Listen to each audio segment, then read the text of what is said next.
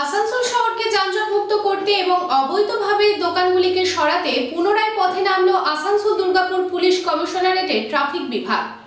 যত্রতত্র রাখা 2 চাকা 4 চাকা বাহনকে সরানো হয় এবং অবৈধভাবে যারা দোকানদারি করছে তাদের সতর্ক করা হয়।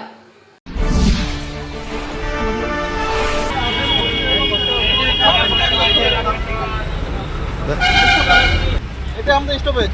হ্যাঁ, এটা আমাদের স্টপেজ। স্টপেজ রয়েছে এখানে। হ্যাঁ, গাড়ি আমাদের এখানে পুল লাগায় দাঁড়ায়। হ্যাঁ, পুল লাগায় আমাদের এখানেই দাঁড়ায়। হ্যাঁ দাঁড়ায় তো আপনাকে ডিপোতে নিয়ে যেতে হবে। রোডের ওপর 3 মিনিটের বেশি গাড়ি দাঁড় করে রাখা চলবে না। প্যাসেঞ্জার থাকবে, তুলবেই চলে যাবে। আপনি ঘন্টার পর ঘন্টা এখানে দাঁড়িয়ে থাকবেন, এটা করা চলবে না। রাস্তা বরাবর দেখেছেন, আবার যদি এখানে 8 ঘন্টা বা 1 ঘন্টা ওয়েট করেন,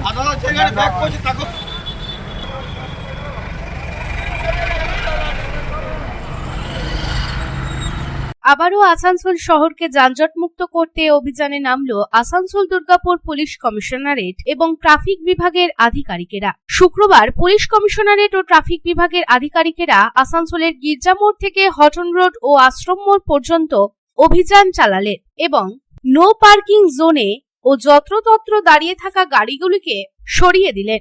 একই সাথে জানালেন, যদি কোনো গাড়ি দীর্ঘক্ষণ ধরে নো পার্কিং জোনে দাঁড়িয়ে থাকে তবে তার বিরুদ্ধে কড়া ব্যবস্থা নেওয়া হবে।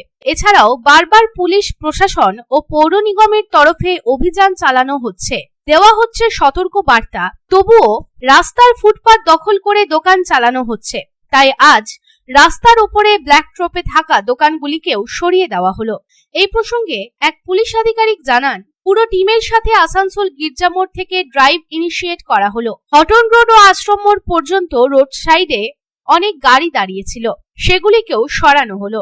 নো পার্কিং জোনে যারা গাড়ি দাঁড় করাচ্ছে তাদের বিরুদ্ধে কড়া ব্যবস্থা নেওয়া হবে এবং যারা হকার ব্ল্যাক ট্রপের ওপর দোকান লাগিয়েছে সেই দোকানগুলিও সরিয়ে দেওয়া হচ্ছে।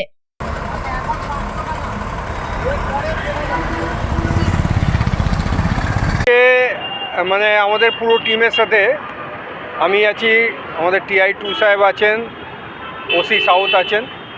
তো আমরা গির্জা মোড় থেকে একটা ড্রাইভ ইনিশিয়েট করলাম। এটা আমাদের চলবে হটন রোড এবং তারপরে আশ্রম মোড় অবধি।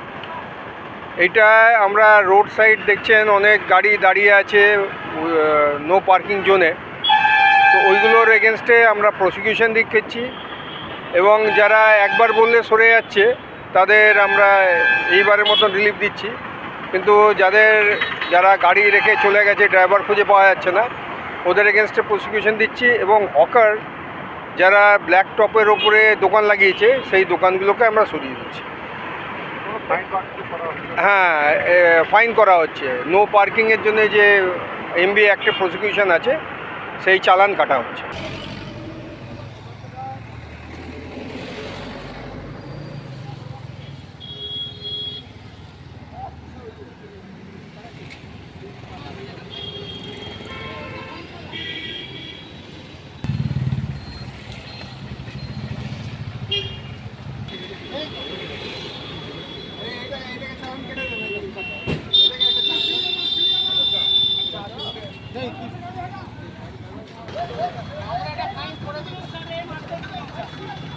আসানসোল থেকে সন্তোষ মণ্ডলের রিपोर्ट, पब्लिक टाइम्स।